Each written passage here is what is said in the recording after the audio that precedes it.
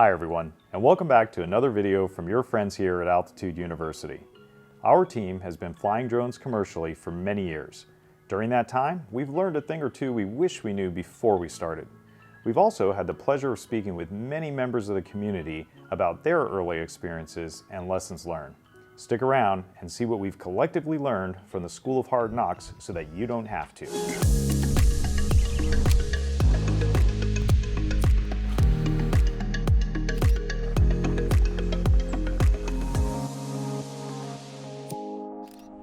Before we begin, hit those like and subscribe buttons so we can continue to provide you with more drone-related content. In this video, we're diving deep into the world of drone entrepreneurship, where we'll uncover 5 valuable lessons and insights many drone pilots, including ourselves, wish they had known before beginning their journey as drone service providers. Starting a drone business is like embarking on a thrilling aerial expedition, but even the most skilled pilots encounter turbulence along the way. We hope that this list of the top 5 things people wish they knew before taking on their first drone gig will help make your journey a little smoother. Number 1, do I need a Part 107? In the early days of commercial drone operations, the skies were like the Wild West. There were few rules and even fewer people who knew they existed or how to enforce them. Nowadays, the skies have been tamed, and the FAA has established many drone-related regulations. A common question we are asked is whether or not a pilot needs a Part 107 certification. We have spoken with many people who are making money flying drones only to find out after asking the question that they are operating illegally. Make no mistake, if you are making any sort of profit from flying drones, that could be money, goods, services, or items of trade, just to name a few, then you need a Part 107.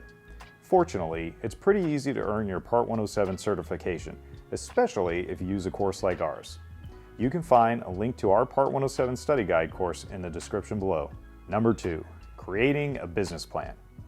Every successful flight starts with a well-prepared flight plan, and the same goes for your business. Pilots often wish they had mapped out their business model, target audience, and growth strategies. Don't underestimate the power of a solid business plan. It's your roadmap to success. Many pilots who start without a business plan quickly find they are in over their heads.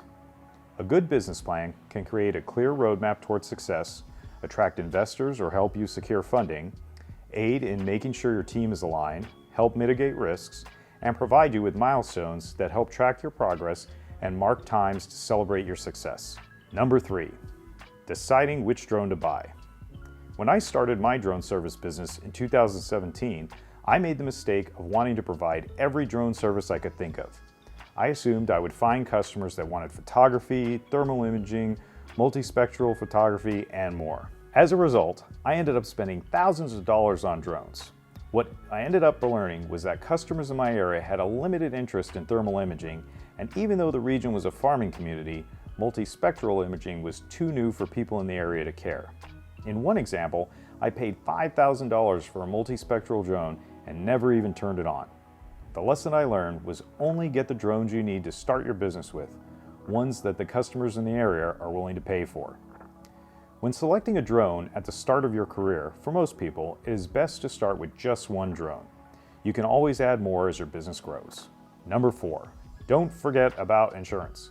Insurance is one of those things we all hate to have until we need it. No law in the United States requires drone pilots to carry insurance, so why would you need it? Well, we've learned 2 good reasons. The first is many customers won't hire you without it. While drone accidents are rare, they do occur, and serious injury or significant property damage is a possibility given the right circumstances. Most clients we work with are looking for at least $1 million in liability insurance. You can find good insurance companies willing to provide this amount for less than $100 a month. Check out the links in the description for one of those companies, Skywatch AI, which I personally have used for many years. The second reason you want to have insurance is if you damage a drone. This type of insurance is called hull insurance and can help take the sting off of buying a replacement drone. You may think you don't need hull insurance because you are a safe pilot, but even good pilots have accidents. We can't control the weather or mechanical issues. I was filming vacant land in the desert once for a real estate agent when suddenly my drone had an electrical issue, turned in the opposite direction I was sending it, and disappeared into the vast unknown. I'd never had that happen before or since, but the drone was a total loss. Thankfully, I had insurance, and within a couple days, I had a replacement drone in hand. Insurance is worth having. Number 5, set your prices and stick to them most of the time. One of the most difficult decisions you will make early on is what to set your prices at. There are a few things worth considering when doing this, such as what services you're providing, what type of equipment and training is required, and what the going rate in the area is for similar drone services. When setting your prices, make sure you are thinking about everything required to get the job done. Don't shortchange yourself by not factoring in things like the cost of gas or the time you will spend editing the images you capture. Another thing to remember is that you are not just a commercial drone pilot. You also wear the hat of a salesperson and sometimes a teacher. I have had many times when a customer was shocked at my hourly rate until I explained my experiences and demonstrated the quality of my work. In most cases, they decided to hire me after the discussion. Be aware of your worth and be confident to express it to your clients.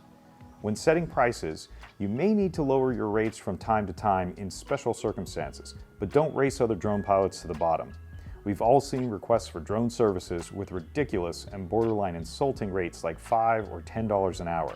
As a community, we have marketable skills that are in demand and should be fairly compensated.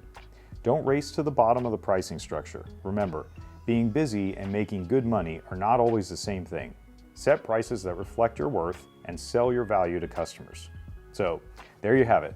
The wisdom gleaned from experienced drone pilots on our team and in our community who've navigated the skies of drone entrepreneurship. By embracing these lessons, aspiring drone business owners can take off with confidence, equipped with the knowledge to tackle challenges and seize opportunities in the ever-evolving world of drones. We hope you can use this advice to avoid some of the pitfalls others have had to climb out of. We hope you enjoyed this video and look forward to seeing you again soon. Until that time, stay safe out there and happy flying.